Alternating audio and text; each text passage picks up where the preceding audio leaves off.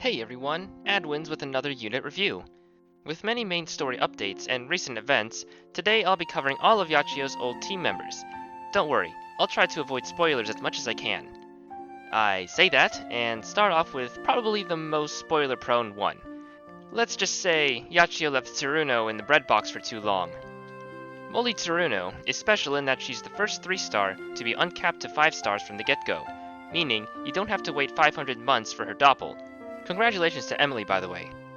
Stat-wise, she's an attack type with echoes of her normal form, somewhat above average attack and low bulk. Notably, her base stats are higher than Runo? Nah. This is mainly due to her base 3-star rarity. Tsuruno's Connect buffs attack by 37.5% and adds a high chance to charm on hit. If you need crowd control for whatever fight you have, bring her along. However, Kanoko and Mami have 100% to apply this on Connect. That said, Mami is less accessible and Kanoko has poorer stats. This puts Tsuruno in a nice middle ground between the two to make up for her lower chance, but this is also held back by her limited availability. Oh, by the way, she was limited. Her Magia is a debuffing one.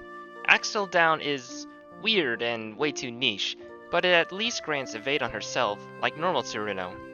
Despite being pretty similar to Tsuruno at a glance, they serve different purposes. Tsuruno is a damage support, while her moldy version is more like a silver bullet.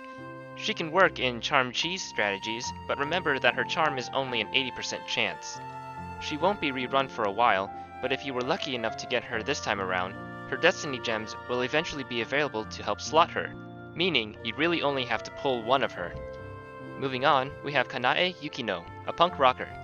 She's notable for being the first Dark Blast Gorilla. She's a balanced type, so her stats are well spread, but her attack is overall average, and her defense above average. I could go into detail about comparisons to other units I noticed, but none of that honestly matters, as her damage potential is carried by her triple blasts. Her Connect isn't really stellar, with an average attack buff of 37.5 and a cleanse effect. Magia also cleanses, but also resists more ailments. As mentioned already, her main draw is being a Dark BBB, able to at least help counterplay powerful light units and mirrors, and her good bulk can help survive hits by them. I'm unsure exactly how Tercio has shifted NA mirrors though. Regular elements can now deal serious damage to Dark and Lights, but I doubt it's enough to really push them out of the meta. It helps that the Dark Tercio formations increase the attack of the Dark unit more than the defense, so putting Kanae in that slot is not a bad idea. Next is Mel Anna, a fortune teller who gives me serious Yuko Hori vibes. This support type only has high HP for the 3-star pull, but not much else. Her Connect buffs attack and counters evade and counter. That's some nice flavor, as she could be granting divination to the target so they can fight around any tricks. Shame the anti-evade is only 25%. Her Magia represents the bad outcomes of her fortunes, having a chance to inflict a multitude of ailments. She's not really a mirrors unit, but she's fun if you can build Magia and roll the dice with ailments.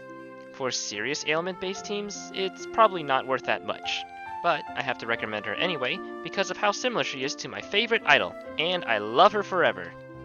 Now we have Mifuyu, the supposed perfect subject for Alina's art. As another support type, she has a relatively high HP and average attack and defense.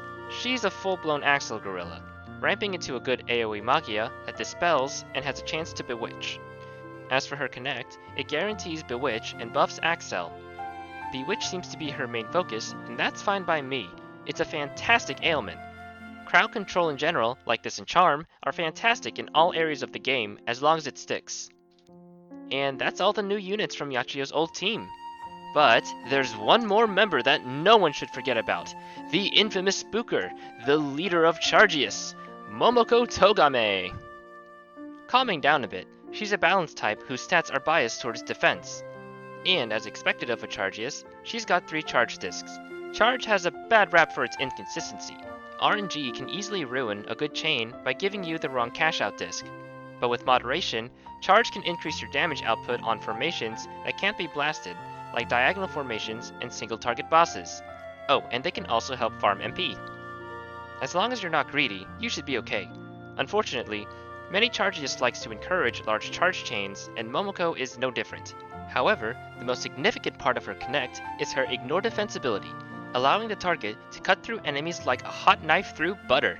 Or, in this case, like a parabola through hot butter. Despite her meme reputation, Momoko is a great damage support and can take quite a few hits before giving in. And that about covers all of Yachiyo's previous team members. She's one of my favorite characters, and it was just super lucky that all the new units lined up with her. I did have to add Momoko to complete the theme, but hey. What do you guys think of the new units? And how do you feel about me mixing in older units to my reviews, as appropriate? Let me know in the comments, and I'll see you all next time for more Magi Reko content.